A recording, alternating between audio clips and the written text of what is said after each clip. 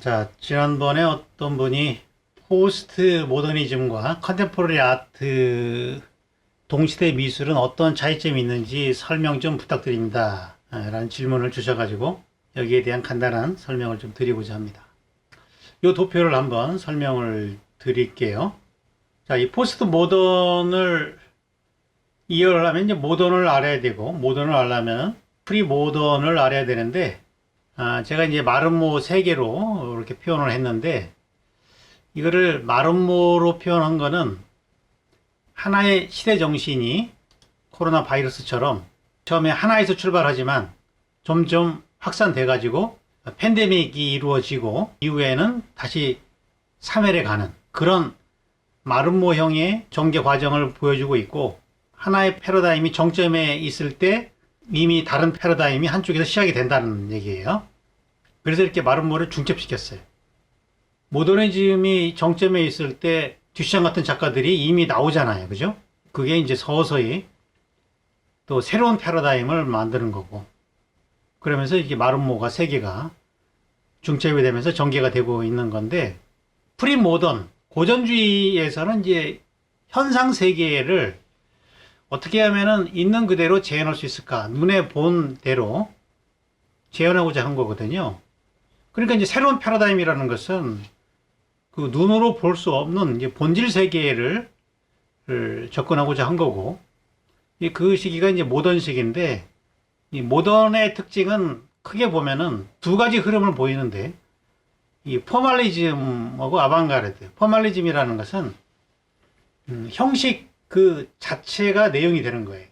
고전주의가 사실적인 재현으로 갔기 때문에 그거에서 빠져나오기 위해서 추상적인 그 형식을 색이라든지 선이라든지 그 자체를 가지고 작품의 내용이 되게 만들어 버리는 거거든요. 이게 이제 포멀리즘인데, 그런 흐름이 하나 있고, 또 하나의 흐름은 전통적인 그런 양식으로부터 빠져나와서 새로운 양식으로 가는, 아방가르드는 지향점이 없어요. 근데 포멀리즘은 지향점이 있어요. 어떤 그 조화 내지는 질서라는 지향점이 있는 거죠. 사실적인 형태는 없어져도 지향점이 있는 것이고, 아방가르드는 그런 궁극적인 지향점이 없이 해체 자체의 목적이 있는 거라고. 이 두 가지가 큰 흐름으로 모더니즘을 이루고 있고, 포스트 모더니즘이 오면은 포멀리즘은 정복이 돼요. 아방가르드는 이제 계속 이어지면서 새로운 어떤 실험들이 나오고 있는 건데, 그래서 이제 이 포스트 모더니즘에서는 어떤 본질이라는 것이 너무 관념적이기 때문에 좀 더 실제적인 그 무엇을 잡아내고 하는 거죠. 일상을 통해서. 현실에서 어떤 실제성을 갖는. 근데 이 포스트 모던의 그 대안은 포스트 모더니즘하고 컨템포러리 아트라는 그 두 가지의 줄기로 나와요. 그러니까 여기서는 제가 이제 그 마름모로 이렇게 표현했지만 이 안에는 크게 그 두 개의 산맥이 있다 이렇게 볼 수 있는 거죠. 질문 오는 사람은 지금 이 포스트 모더니즘하고 컨템포러리 아트가 어떻게 다르냐 이걸 질문한 거잖아요. 동시대 미술은 이제 컨템포러리 아트를 동시대 미술이라고 부르기 때문에 그건 이제 같은 거고, 이 두 개를 이제 구분하는 것이 이제 질문의 요지라고요. 그래서 이걸 제가 도표로 한번 이렇게 분류를 좀 해봤어요. 포스트 모더니즘과 컨템포러리 아트가 어떻게 다른가 좀 섬세한 얘기이긴 한데, 이거 뭉뚱그려서 뭐 그냥 다 포스트 모더니즘 안에 보기도 하고, 섬세하게 이제 나눈다면은 분명히 이제 다른 지점이 있기 때문에 그 문제의식이 뭐고, 그 대안이 뭐고, 주요 양식과 철학적 배경 이런 것들을 간단하게 한번 살펴보면은, 먼저 문제의식이 포스트 모더니즘은 문제제기가 자율성이 있어요. 그 자율성이라는 것은 모더니즘의 가장 강력한 정신성이었거든요. 예술이 뭐냐, 미술이 뭐냐라는 그 질문을 통해서 어떤 미술 외적인 요소들, 어떤 사회적인 내용이나 문학적인 이야기 이런 것들을 빼나감으로써 미술의 자율성을 잃을 수 있다. 그러다 보니까 형식주의로 가게 되는 건데, 그러니까 포스트 모더니즘에 대한 타율성이 되는 거죠. 타율성. 그 타율성이라는 것이 어떤 사회고 우리의 일상이고 일상과 사회가 예술 안으로 들어오는 거예요.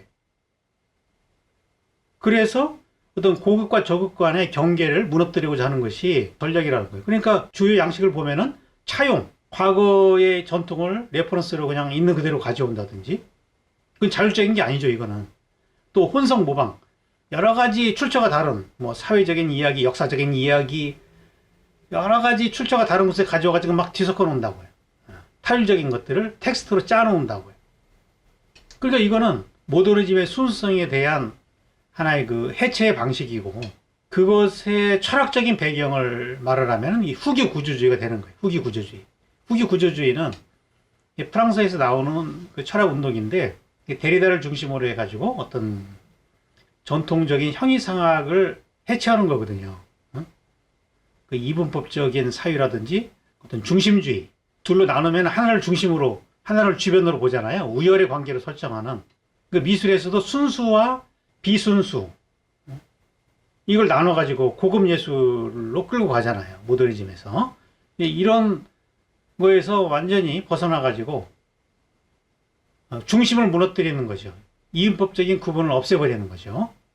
해체 그 자체가 목적인 거예요. 어떤 특별한 대안이 있다기보다도 혼성 그 자체가 해체적인 성격을 갖는 거예요. 근데 이제 이 컨템포러리 아트는 그 물질적인 양식의 문제의식을 갖고 있어요. 그러니까 예술의 본질이 어떤 개념적인 철학이라는 거예요. 철학. 해체 자체가 목적이 아니라 어떤 철학이 이데아가 되는 거예요. 지향하는 바가 있어요. 그래서 이제 이거를 이제 헤겔주의라고 그렇게 부르는데, 철학적 배경이 다른 거죠. 후기 구조주의와 헤겔주의는 이 배경이 좀 다른 거거든요. 후기 구조주의에서는 본질에 대한 설정이 없어요. 이데아나 본질 이런 개념이 없어요. 그런 게 다 인간이 관념이 만들어낸 허구라고 생각하는 거라고요. 그걸 해체하는데 목적이 있다면은 헤겔은 절대 정치이라는 것을 가정을 합니다. 그러니까 우리가 생각하는 상대적인 정신이 아니라 가장 궁극적인 신의 세계를 절대 정신이라고 보는 거예요. 그러니까 이 만물이라는 것이 헤겔의 생각에 의하면은 이 절대 정신이 그 물질화돼 가지고 역사라는 것이 점점 더 이 절대 정신을 향해서 발전해가는 역사다, 이렇게 보는 거거든요. 굉장히 그런 진보적인 그런 세계관이 있는 거예요. 그러니까 헤겔이 예술의 종말을 얘기하지만 그때의 종말이라는 것은 끝이 아닌 거예요. 끝이 아니라 절대 정신이라는 궁극적인 본질에 들어가는 걸 의미하는 거예요. 그러니까 미술에서 컨템포러리 아트를 주장하는 사람이 누구냐면 단토거든요. 아더 단토. 미국의 철학자죠. 그러니까 단토가 이제 헤겔리안이고, 헤겔의 철학을 기반으로 해가지고 포스트 모던을 단토가 컨템포러리 아트라고 얘기하는 거예요. 그걸 구분한다고요. 왜냐하면 철학적인 베이스가 다르기 때문에.